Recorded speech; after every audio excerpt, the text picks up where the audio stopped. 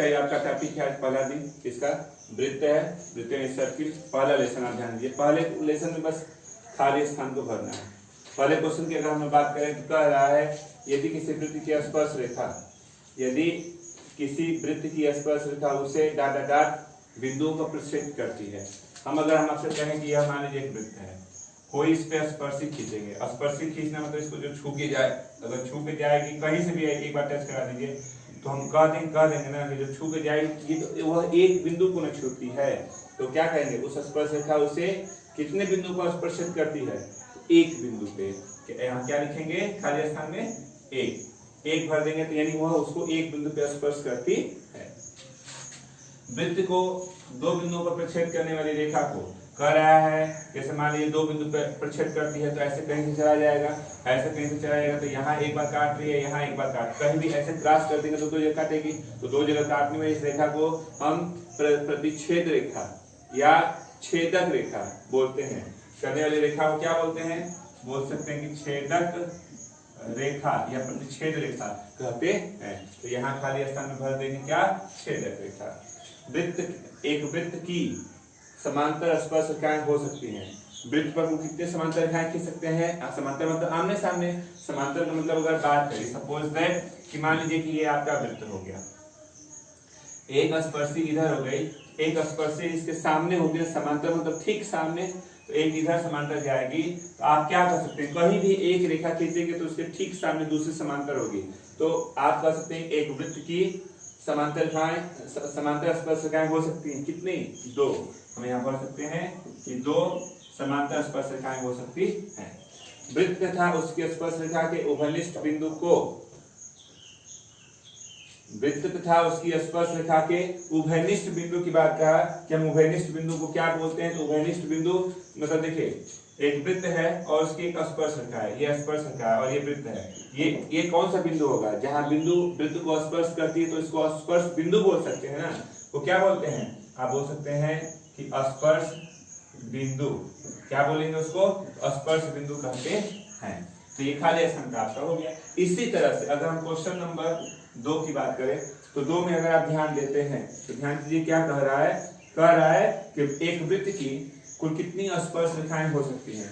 कह रहा है दूसरे में कि अगर कोई एक वृत्त है, ध्यान दीजिएगा, अगर कोई वृत्त है तो इस पर कुल कितनी स्पर्श रेखाएं खींच सकते हैं, तो कितनी, अगर हम यहाँ से इस पर खींचे ऐसे ऐसे ऐसे ऐसे ऐसे ऐसे बहुत सारी खींच सकते हैं ना, यानी अनंत स्पर्श रेखाएं। कितना लिख सकते हैं आप, कितनी खींच सकते हैं, अनंत या अपरिमित, जिसकी कोई सीमा ना हो, काउंटिंग न कर सके, कितनी खींच सकते हैं, अनंत या अपरिमित स्पर्श रेखाएं खींच सकते हैं।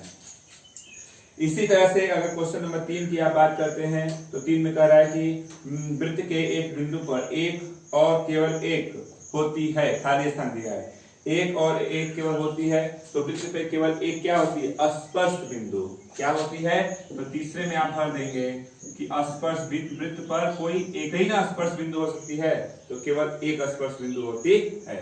लास्ट इसका भाग है वो भी सुन लीजिए, यहीं पे 4 नंबर में कह रहा है कि किसी वृत्त की स्पर्श रेखा वह रेखा है जो वृत्त को केवल एक बिंदु पे क्या करती है, प्रतिच्छेद करती है या स्पर्श करती है। ठीक, हम लिख सकते हैं 4 नंबर में प्रतिच्छेद या स्पर्श भी बोल सकते हैं, उसको छू कर दी जाती है। तो आपका यह पहला अभ्यास समाप्त हो गया, इसको पहले नोट कर लें आप। आपके पास अगला प्रमेय आपको दिख रहा है, प्रूफ करना है कि किसी बाह्य बिंदु से वृत्त पर खींची गई दो स्पर्श रेखाओं की लंबाई क्या होती है, बराबर होती है। तो मान लीजिए कि यहाँ का एक वृत्त हो गया, एक या बाह्य बिंदु हो गया, मान लेते हैं इसका नाम दे दिया P, या इसका सेंटर है O।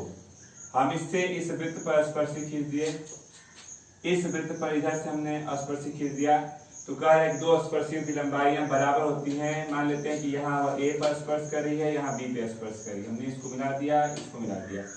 सिद्ध करना है आपको, ध्यान दीजिएगा, सिद्ध करना है स्पर्शी की लंबाई बराबर होती है, तो स्पर्शी ये है, स्पर्शी ये है, यानी PA बराबर PB प्रूफ करना है। हमने क्या किया, ले लिया उत्पत्ति में, जहां से प्रूफ करना चाहते हैं उत्पत्ति में हमको लिखा दो त्रिभुज, एक यह त्रिभुज है, एक यह त्रिभुज है। यानी आपने कहा त्रिभुज PAO व त्रिभुज POB में, अगर हम इसमें आते हैं तो हमने कहा OA बराबर OB त्रिज्या है। हमने कहा OA बराबर OB क्यों बराबर है? क्योंकि ये क्या है? त्रिज्या है। PO इस त्रिभुज में भी है और इस त्रिभुज में भी है, यानी कॉमन है।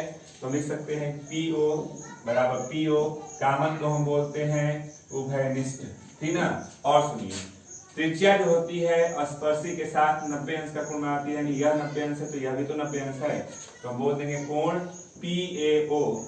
PAO बराबर PBO, कोण PBO बराबर 90 अंश। त्रिभुज की प्रॉपर्टी देखिए, एक त्रिभुज की दो भुजा एक कोण, दो भुजा एक कोण के अलग अलग बराबर है तो दोनों त्रिभुज सर्वांगसम। हमने कहा इसलिए त्रिभुज PAO सर्वांगसम त्रिभुज POB के जब सर्वांगसम है यानी आप अपने घर के मालिक हैं तो जो चाहे वो कर लें। अब क्या चाहिए था? जब सर्वांगसम हो गया तो क्या चाहिए था?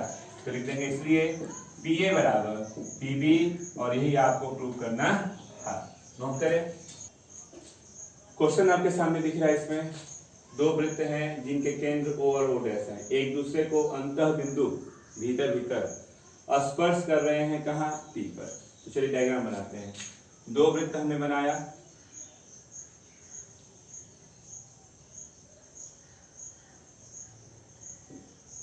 एक का हमने केंद्र मान लिया O और एक का O'। यहाँ अंतः P पे दोनों स्पर्श कर रहे हैं भीतर। उभयनिष्ठ रेखा PT, उभयनिष्ठ रेखा PT के बिंदु T से, यहाँ कोई T मान लेते हैं, हमने मिला दिया, यह स्पर्शी है। PT के बिंदु T से वृत्त पर स्पर्श रेखाएं क्रमशः TQ और TR खींची जाती हैं, ठीक ना। तो हमने मान लिया कि एक इधर स्पर्शी खींच रहे हैं यहाँ से ऐसे, इसको हमने Q पे दिखा दिया। इस वृत्त पे भी एक स्पर्शी जाएगी ऐसे, तो मान लीजिए कि वो स्पर्शी जा रही है ऐसे कुछ, ये R पे है, ठीक ना।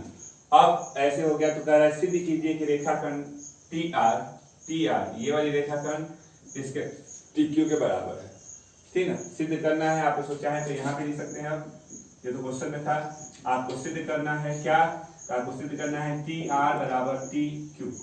आप ले लीजिए उपपत्ति, जो प्रूव करना है उपपत्ति लेते हैं अगर, तो उपपत्ति में हमने कहा, ध्यान दीजिएगा, अभी जो हमने पहला प्रमेय प्रूव किया था कि किसी बाह्य बिंदु से वृत्त पर स्पर्श खींचते हैं तो स्पर्शियां बराबर होती है, ये प्रॉपर्टी है हमारे पास।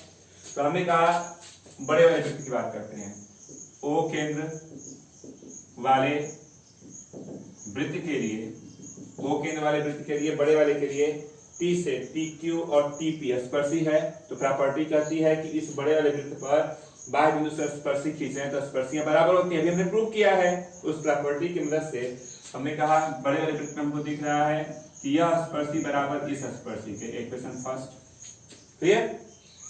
छोटे वाले वृत्त पे आते हैं तो हमने कहा O' केंद्र वाले वृत्त के लिए, O' यानी छोटे वाले की अगर बात करें तो छोटे पे भी यह बाहर से दो स्पर्शियां खींची गई तो ये भी स्पर्शियां बराबर होंगी। तो हमने कहा कि TR बराबर TP, इक्वेशन सेकेंड।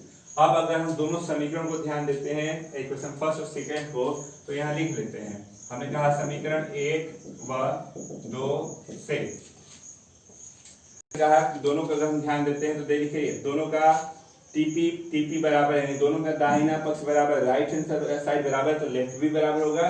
तो हमने कहा इसलिए TQ बराबर TR, और आप ध्यान देते हैं तो देख लीजिए यही आपको प्रूव करना था। यहाँ लिख सकते हैं इति सिद्धम, या यही प्रूव करना था या प्रूव्ड, नोट कर लें। तो आपने देखा एक प्रमेय, आपने देखा एक प्रश्नावली आपकी क्लियर हो गई, एक प्रमेय आपने अच्छा से देखा, उसी प्रमेय पे आपका यह निगमन हो गया। ठीक, तो आज के लिए बस इतना ही रहने दें। ध्यान दीजिएगा, स्पर्शी है वृत्त है, बहुत अच्छा सा टॉपिक है। आगे आने वाले प्रमेय हैं, कुछ क्वेश्चन हैं जो बहुत ही महत्वपूर्ण होंगे। तो आज के लिए इतना ही रहने दीजिए, आगे इसके आगे कल लगाया जाएगा।